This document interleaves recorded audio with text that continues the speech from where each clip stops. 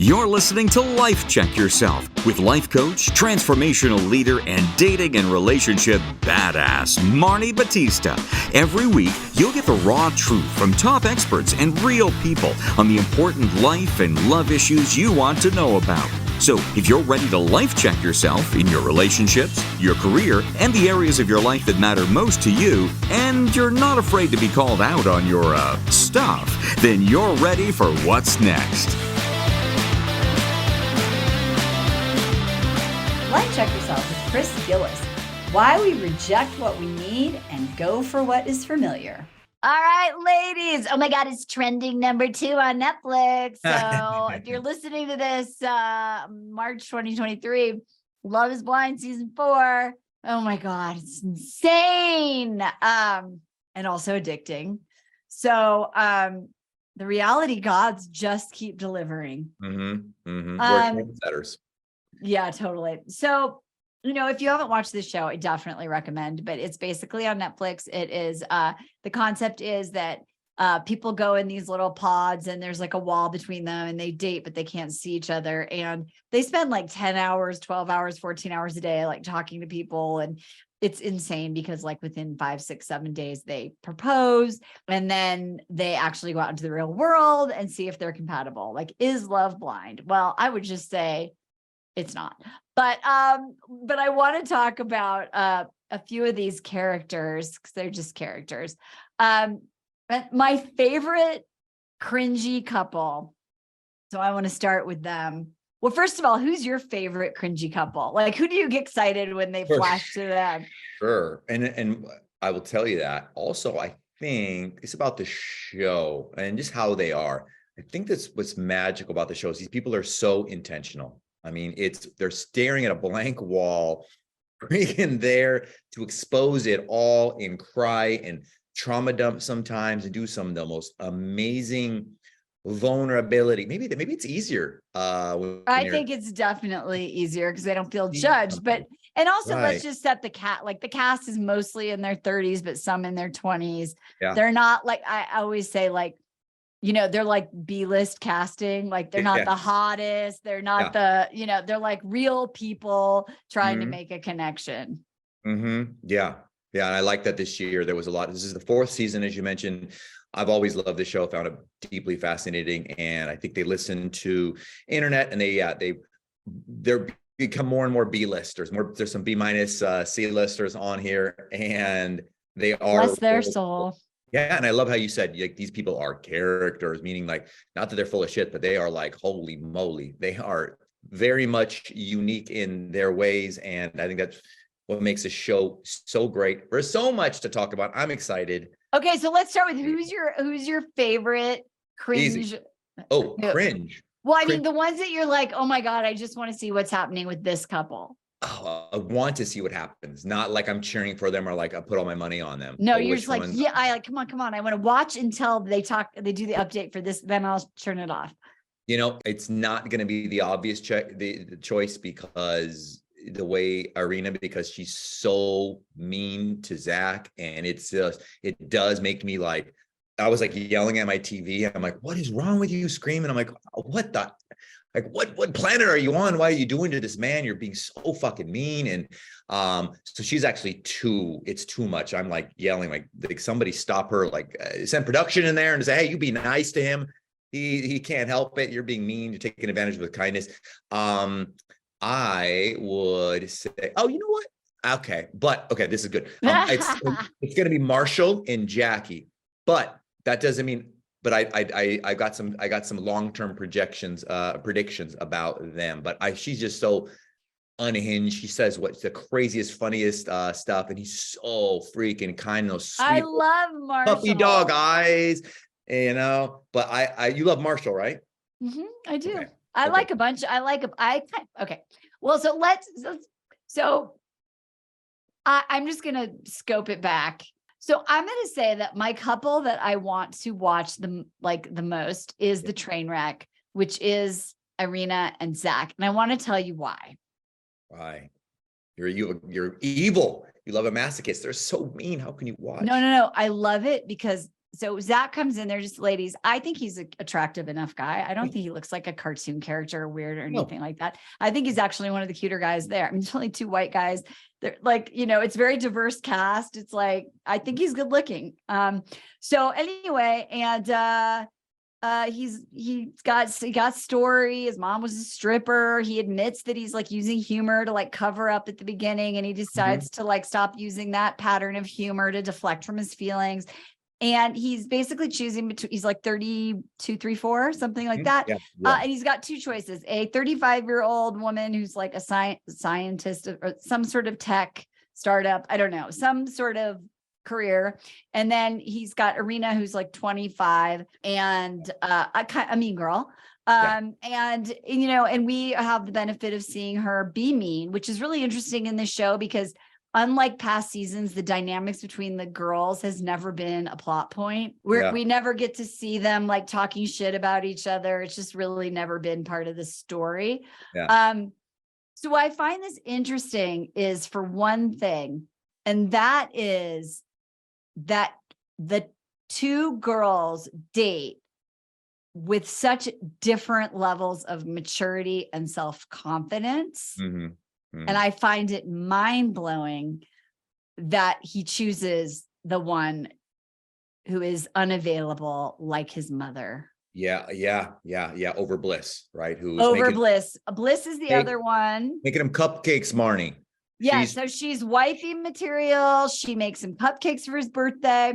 She says in the pods to him, which I think any woman like to own this space is like, look, if I'm not your person and you would choose A, B, or C, and especially if you know the person who's A, B, and C, and you're questioning their character or anything, and you just confidently say, if that person is attractive to you, it just means we're not a match. When Bliss said that, I was like, you go, girl. Right. And our friend Zach just was like, why are you talking shit about her? Why are you saying that? It was really interesting. So I love to watch them because this guy had a choice to choose like his future or to choose his past. And he just chose his past. And he's also doing something that people do a lot is he's believing in the potential of somebody. He's like, I've seen your heart, I believe in you. But yet in real time, she's hot and cold. She's not being affectionate. She's not being direct. She's sort of like making fun of him. She's not giving anything, but yet he's still believing. And I think a lot of people fall in love with the idea of someone. So that's why I like them, because I just think there's like so much to learn. There is a lot to learn. And also, I think it's interesting how, and actually Dr. Emily caught this, that he did not choose this amazing, beautiful, by the way, but of course he can't see it. I think she's the prettiest one, natural one there, this gal. Yes, for sure. I agree. So kind to him, but it doesn't taste like mother's sour milk. That literally, right? Goes back to that. And there's also a point in there. And Bliss, like you pointed out, she has a strong understanding of boundaries and consequences. And she lets him know a couple times that, that it basically says, because he's ashamed of his family and his parents. So this is another reason, guys, if you haven't done Hoffman process or Marni's process or all this process, and you got family stuff in the back that you're still, deeply ashamed of. And like, I love how he's so upfront about how he's like, I'm carrying these things around. I got this baggage. I don't know where to put it, but he doesn't know where to put it. And basically Bliss is like, you can't bring it in my house. Or my dad's not going to welcome you in with open arms out the gate necessarily. He's gonna vet you for a while. And so he's already admitted that he's nervous about being accepted, and he wasn't accepted on his last relationship because of his past. So he immediately, and then he bonded over Irina, who, by the way, I don't know if she's full of shit or it's true, but she's manipulative, and she goes, oh, that same thing happened to me. And he's like, perfect. Then therefore you will accept me as sight unseen without me, I guess, having to just bring it in my garbage with me. You'll take you'll take it without question. So I think it was at that point that he mentally checked out and said, gosh, I know it's so nice, but this one just feels easy. And that's what's great about the show. And we'll get to what happens when you choose easy. Because the other thing is that this is why I think if you want to do a case study of like how to date from a place of confidence, what Bliss says is your own self-worth about not being good enough is your shit. Yeah. And I think that once my parents meet you, they will see you as I do, but you have to accept you. I can't fix that for you. I mean, and it's like he just can't do it. And so I think the lesson is that when ladies say like, there's no good men around, or I'm not meeting good men, or whatever it is, you probably are. You're just so tuned out to that frequency there. You're so deflecting the possibility of someone treating you well, that you are really, what you're really attracted to is someone who is unavailable like you are. And it feels familiar. And so dangerous, or whatever it is. And so I think that's a really important takeaway. Like, you're probably going out with really great guys, but you're making up reasons not to choose them, and you're getting in your own way. Yeah. And I love that in the end, it's the reminder is that it's going to hurt by either, going through your therapy and busting through it, or it's going to hurt because people like Irina are going to continue to pick on you and bully you for not standing up and fighting for your self-worth and that improvement. Because you can't respect a man, a woman, anybody who doesn't. Yeah, you don't want to saddle up there, and hit your wagon to that person. They're unreliable. I mean, this is a train. I'll be shocked if they make it out of there. Yes. Okay, so let's talk about do's and don'ts when dating a guy who's not your type. And so, we have to talk about Irina's best friend, Micah. Yes. Who I think is also a mean girl. Yeah. By the way, I have to say this. Irina knows she's like not her highest self. She's like, I'm mean. Yeah. I'm like not a good person. She says this, I'm not a good person. Anyway. So Micah has dating two guys, Kwame, and she's dating Paul.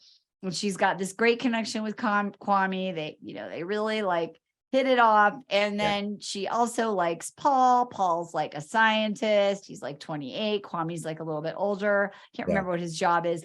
But she just was like, no, I'm going for Paul. Yeah. And she breaks it off with Kwame. And I still can't figure out why.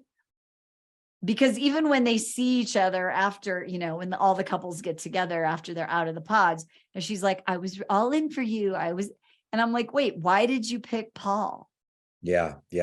What's interesting about, so, we're going down these reality rabbit holes, there's always people that talk about, their type. And that's what I want to chat with you about, is that at some point, if you're listening to this podcast, or if you're watching these shows and you're watching them alone or with your cat, then your type isn't working.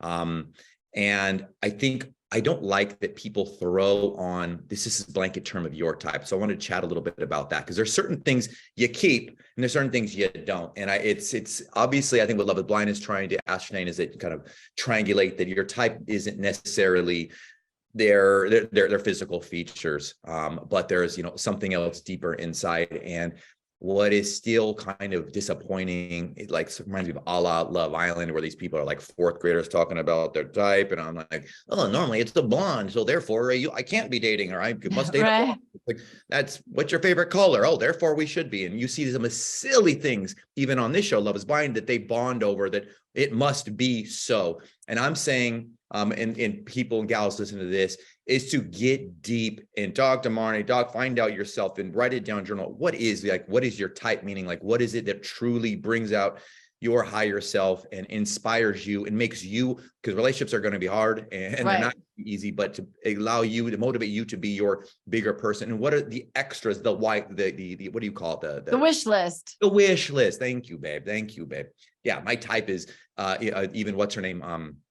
Jacqueline said, it's like, my type is a 6'5" hood basketball player with neck tattoos. With a fade. Yeah. And a fade. And she's like, literally with the sweetest partial. Marshall, right? Who's And got moves, by the way. I loved it when he like danced. for sure, babe, right? But it's interesting. Yeah. So that, I don't know if that's a type, but and it's not those basketball 6'5". It's those people. I bet you they have other, if you suss it like pan for gold, that's the nuggets, people, maybe people treat like shit, people who are unavailable, people who are whatever. That's your type. And then you can look at it and go, that doesn't work for me. That's not what I want to be. That's not what I want to bring to the relationship. Yeah. And I think so for Micah, she's saying that Paul isn't her normal type. He's just like a dorky white guy, right? And I think he's good looking. And even Arena's like, oh, he's so hot. Although I liked it better before they made him get a haircut. You like the curls, huh? I like the curls. And then, she meets Kwame out once they all meet each other. And she's like, wait, no, you're my type. So this segues to like, so if the love is blind premise is true, that means it doesn't matter that Marshall isn't like a neck tattoo basketball player. And it doesn't. And also Paul says the girls I usually date are like hippie girls who drink kombucha, and she's not that, right? Yeah. So what I really love is the idea that like, if you can go beyond the looks, then you'll find, somebody who's really your match. I just don't think that you can not be attracted to somebody and still love their soul. Like, fair. That's fair. That's fair.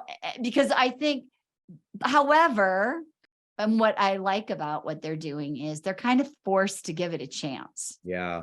Right. And not to decide, oh, Paul, you're not my type. Marshall, you're not. They're like, oh shit, we're engaged. I fell in love with you. I really liked you. I gotta see if I can really find that.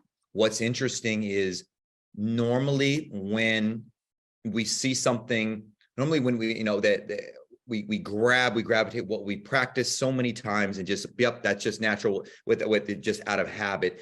And then they're like, oh shoot, look at their face. You see them, especially remember when they do that first reveal, they're kind of like looking back, kissing, and like, oh, what have I done here? This is strange. And what I love about this show, and what I think is a message for the people listening, is to really, I guess, not be hard on ourselves and to really relax, give ourselves grace for that readjustment time where you're putting down your old type and you're in that, nervous and figuring out, well, what the heck is it? Because you could see their gears are grinding on what is it about this person? They're not really clear yet, especially the ones that are kind of shitting on their man and, talking about, oh, well, he's not this or that, or he's a dork. They're always like putting him down, which I can tell they're not complimentary. They're talking about their intelligence.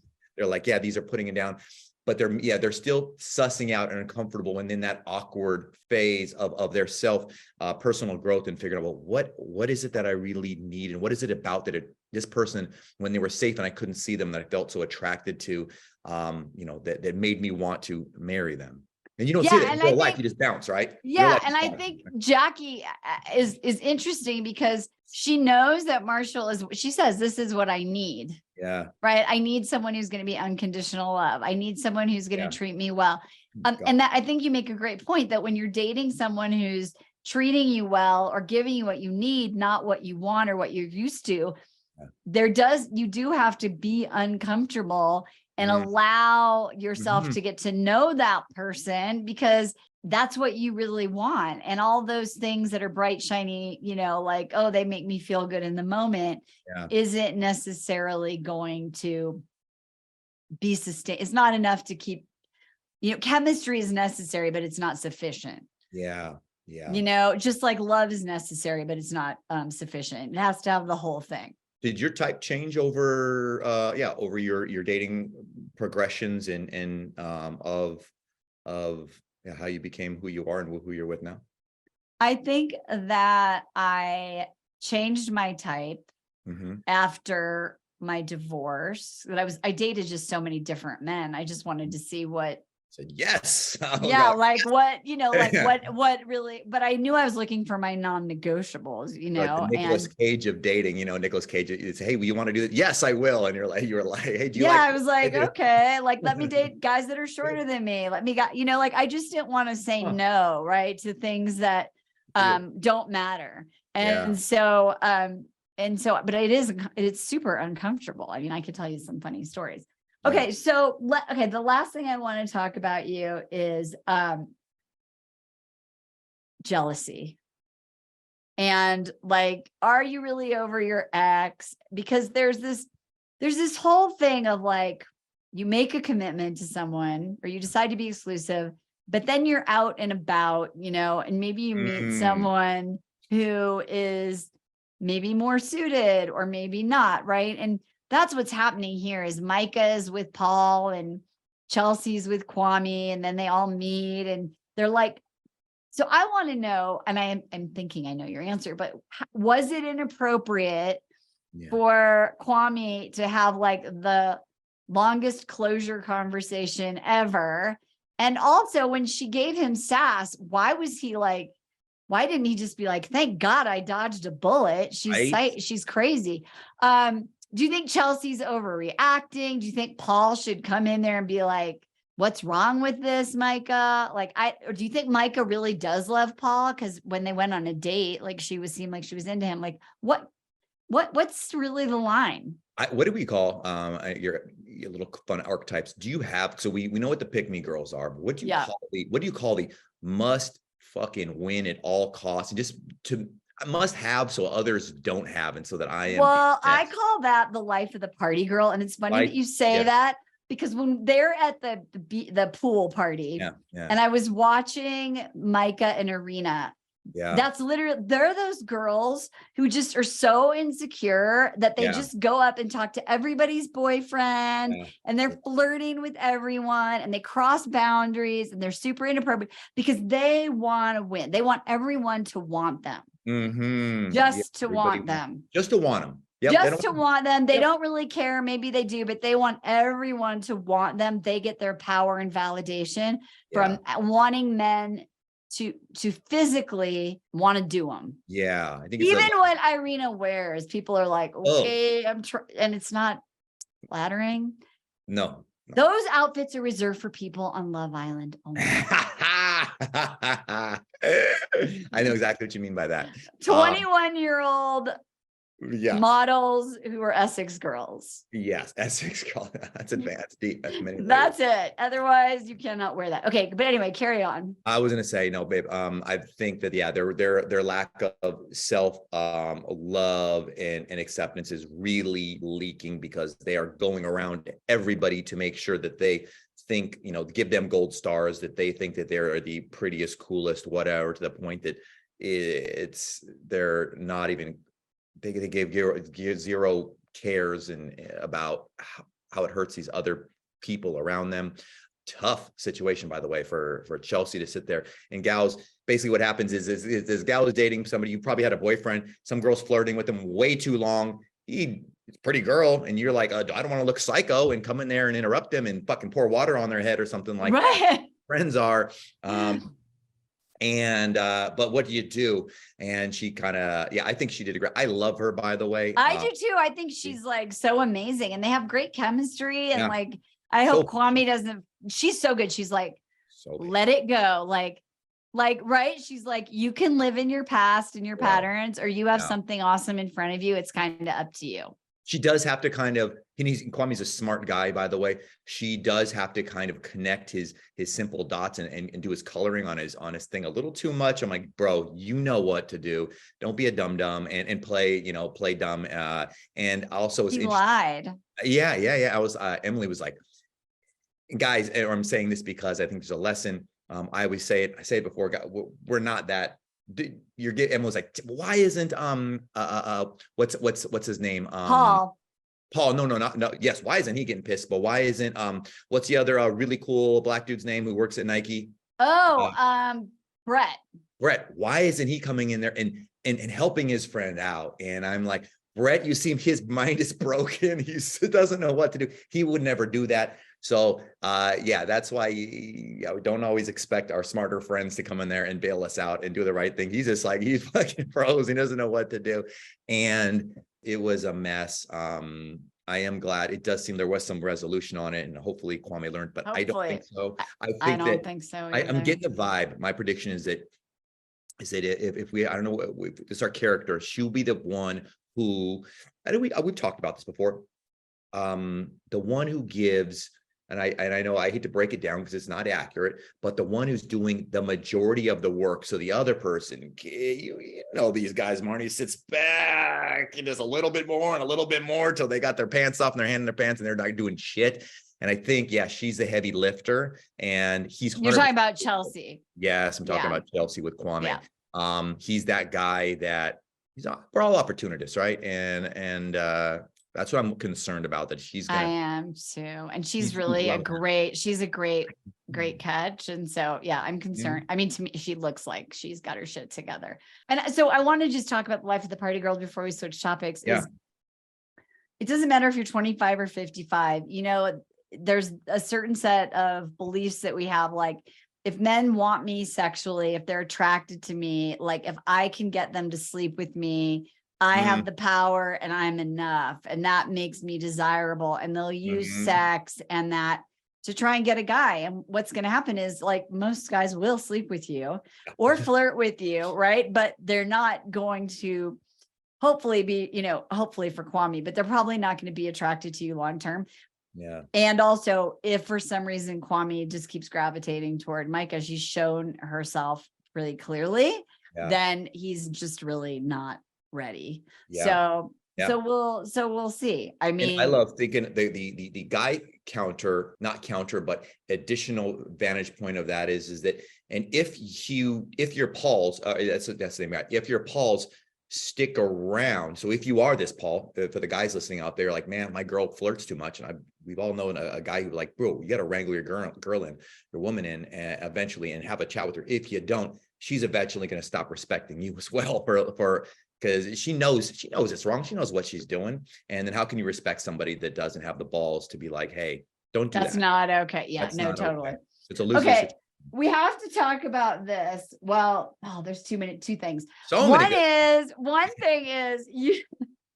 Okay, I like Zach, but when he sang, I was like, "What is this a joke?" You know. Yeah. And also, you guys sent me a TikTok where he said, "I wrote this song for you." Yeah. He didn't even write it, and they let it go, like he can't sing. And you asked me, why was Tom singing on Love Island better, but Zach was like cringe? And I think I have an answer, but what do you think they're both equally? I think your answer is, and I want to see if, I won't say, be honest, but if it really is, I think it's because there's a funny skit. It's a HR commercial by ESPN, and it's some dorky guy saying something, and then Tom Brady, who's like 6'4" and a champion, saying the same thing, and the girl's like, "Oh, thank you. That pencil skirt looks good on you, girl." And the other guy's like, "That pencil skirt," and you're like, "Oh God, cringe, get away." So my point is, I think that Tom, it was a heartthrob, and he was super sexy and 6'5" and all that stuff, and Zach's just a normal dude with, you know, acne scars and kind of a little bit awkward and stumbling through it in a bad voice. They're both were terrible. They're turned on it all terrible. I was so like, what are you talking about? And everybody was like, cute on the internet too. They did the whole thing. Okay, that is not why. Okay. I like Tom singing because it was the context. It was a talent show. Okay. Everybody sucked. Okay. And the context was, it doesn't matter if you're bad or you're good, you're putting yourself out there. Nobody was good. Little Casey played his little recorder. He sucked. Everybody sucked. And the kids were like, good. Like, it was fun to, like, trying and playing is more important than your talent. Yeah. He also wasn't trying to impress her right. It was fun and it was playful. Zach took himself super seriously. Tom was not taking himself seriously. If Zach would have been like, I'm going to sing you this song because I love to sing and I heard it once, and he was like joking, and like Tom was like animated and like being exaggerated and silly, right? But Zach was taking himself really seriously. So that's what was cringy, because to me, I was like, wait, do you think you're good? Tom didn't think he was good. Tom wasn't trying to pretend to be good. He just was singing. It was a So lack that, of yeah, it was like, self-awareness. yes. Got Yeah. it. Like, were you really like trying to impress her with your voice? It's just Yeah. unclear. Now, on their date, flash forward when they're in person and they go on a date and he sings all the time. And she goes, it's like, I just love to sing. And she's like, I'm going to not get used to that. And he's like, you have to get used to it. And she's like, never. Yeah. So maybe he's just a goofy guy Yeah. and he sings a lot. Like I Yeah.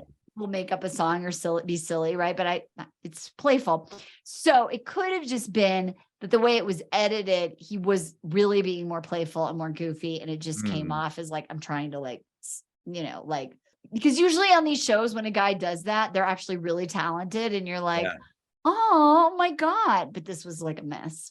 Got it. You know what? I love that. And before we, I also want to chat about real quick before we sign off, the differences between cringe and dorky and nerdy, and are these bad bucket things? And you just made me think of something I think is what is, a person can be nerdy, for example, I think that's not necessarily, I don't think that's cringe, but I think what's scary and ick or whatever is when there's a lack of self-awareness. I think that's what made it, like you pointed out, it's like, yeah, Tom knew he was red in the cheeks. He knew he sounded terrible and he knew he wasn't hitting the notes. Whereas, and it's kind of scary when someone's patting themselves on the back because they're like living in a different reality. And you're like, holy moly, what else? Do you think you're good? Yeah. Where else is you're gonna do this in our life? And am I gonna spend time arguing the water's wet and and then the sky's blue? Like, oh my God, you're not gonna believe me. So maybe that's what is kind of the difference between. And I don't understand why everyone thinks he's like, these girls are like, oh, he's creepy. I want a 6 feet distance between me and Zach. Like, they're not showing me anything that makes him weird or creepy. Oh. I just think that, I think he has like, he's in his 30s. I think he's like, she says he's not blinking, but he said like, she's really uncomfortable when I make eye contact. We can't tell. We don't know it's the truth, but I just think he's like a guy who's got a lot of wounds, and he is a more like creative, but also like very logical. He's a lawyer, right? Yeah, but he's got a creative, playful side. And I saw that part of him in the pods, and I kind of like that. Yeah. But now I don't really respect him because he's really allowing himself to be treated like shit. So I really want to root for him. Well, okay. Last thing, the early days meltdowns, Jackie and Marshall. But by the way, we haven't even talked. So by the way, I think there's a really cute couple. They're probably going to last. They're going to be like the one, I can't remember the couple before with the curvy girl, Brandon and Alexa, and Cameron. We won't talk about them because they're functional and they're fine and they seem really happy, but they were really cute. Brett and Natalie. You think so? Yeah. Anyway, adorable, seemed great. Okay. So Marshall and Jackie, she obviously has some shit at home. I was like, her mom's a drug addict, her dad's in jail. Like, what is going on? But she loses her shit, cries a lot. And Marshall's like, I'm here for you, babe. I think in real life, would a guy be like, check, please? Yeah, absolutely. And, I think and I don't say that because, for listeners like, oh, Chris is being so mean or whatever. I think we have to, this is again, just another reason, means that this person hasn't yet, done their homework, or they're not being honest with themselves yet. You know what I mean? And if, again, maybe they edited it out, I doubt they did though, but maybe she's like, said, hey, Marshall, this is right now, I have to work on this. But even then you still don't go in the bathroom, lock yourself in or whatever and isolate. Instead you do, God, that guy is so good. You ask for a hug and you say what you need right now. And he's having to do all that homework, that self-love homework care for her, but you can't do someone's homework, expect them to learn and grow. No, and that's what is so scary because, Emily's like, oh, she's so funny, quirky. I'm like, babe, she looks like a fucking never-ending project that nobody wants to. Now the dudes with the playing hoopers all day with neck tattoos starting to make it because they just come in and dip out and dip in or whatnot. And that is, again, she's getting, that's what's crazy about the shows. They get what they want and then But then when they get it, they're like, oh no.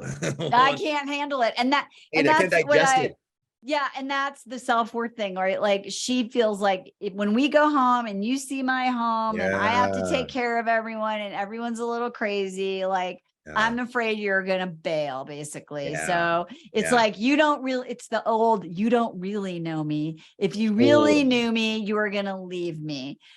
And so she is cute. She is quirky. And at first I like her and she can be really funny, although she's kind of a mean girl too. Let's be honest.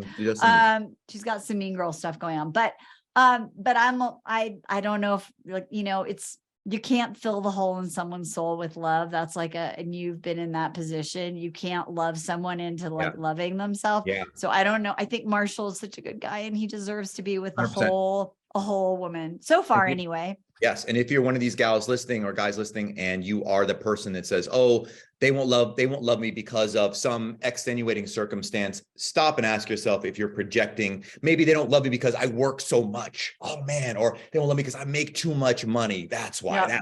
Yeah, they can't love me. Or I'm too into my career, or I love my kids too much. Right. Ask if, and I think she's a good representation of, I have a feeling she's just afraid to really be loved, because she even says, I've never been, loved. And she doesn't even know how to do it. She can't accept it. She has to close the door because the guy's trying to literally give her what she's been famished in that love, nourishment. He wants to give it to her. And she can't, like I said, she can't digest it. It still tastes like poison to her. And so she pushes it away. And that's sad, tragic. But again, I love this show because I think it teaches us so much about ourselves. Did you just use 5 starving words because you're so hungry? Because you're I'm starving my soul. This is all I've had to eat all intermittent fast. He's like, she's famished. She's starving. 22 hours in, dying. Baby. He's like, when Chris uses food metaphors, he's hungry. I love it. Well, I think there's a lot to watch. It's so bingey. It's bingey. It's different than last season. Last season, like in Mexico, the guys were saying to the girls, like, yeah, I mean, you're not really attractive, but I love you. We haven't seen that yet. Yeah. So it's a totally different dynamic. I did read some things that you sent me that, that there's a lot more drama with the women. And I hope that we don't get like all caught up in that, because the stories between the couples should be interesting enough. You said some things today. I zipped my lip because there's some awesome things that I didn't. I'm not going to spoil it for you. It's going to get really good, Marn. Wait, what episode? Okay, so just how many? You're an episode. You must be one episode behind. I'm in I watched the middle or the quarter of episode 5, because you told me there were only 4, and then there was another. Yeah. There is 4. It ends, but then I went on the internet, and apparently some production person who did film the show went on Reddit or something like that and leaked some shit. And some of these things that we're talking about today are going to make so much more sense. That's what's great about relationships, right? We're like, oh, that's why we were so confused and why'd they do that? And I can't wait for us to kind of discover those little Easter eggs. And the bottom line is, don't marry someone you've known for 6 days. Okay. Yeah. Fair enough. All right. This was amazing. We told people we were going to talk about the perfect match, but then Netflix just gave us a little nugget. So we will just watch this for now. We'll talk about perfect match in the next drought, because there's some stuff to talk about there. But thanks for being here. If you were a Bachelor fan and, we didn't do that, it's over now. Yeah. And you stuck with us and you listened to us talk about shows you don't watch. Bless you. Thank you. We hope you learned something, and definitely check out Love is Blind, though. I think you'll have some great times, and it's on Netflix. And make sure you subscribe to the podcast, share this with a friend. Make sure you watch an episode and see Chris's new haircut on YouTube. You can follow us at Dating with Dignity on Instagram and Marni Batista on TikTok. And whatever you do, life check yourself. We'll see you next time. Bye. Hey, thanks for tuning into today's show. So if being in an intimate relationship in which you feel 100% seen, heard, and accepted by a high caliber man is a priority for you right now, and you're interested in seeing if you're a fit for working with me and my team at Dating with Dignity, here's what I want you to do. Just head over to DWD VIP, that's D as in dating, W, D as in dating, VIP.com, and book a call to speak with my team. We'll get on the phone with you for about 60 minutes and you'll get crystal clear on what's stopping you from finding true love right now. We'll also take a look at what you want to create, what you want your whole life to look like when you're able to finally be fully expressed as a woman in a healthy relationship with an incredible guy. And if we can help you get from where you are right now to where you want to be, we will show you the fastest path possible that makes sense for you to do that. We help smart, successful women all over the world solve this one missing piece in their life so they can finally have it all. So to see if we can help you do the same thing, head over to dwdvip.com. I'm Marni Batista, and let's talk soon.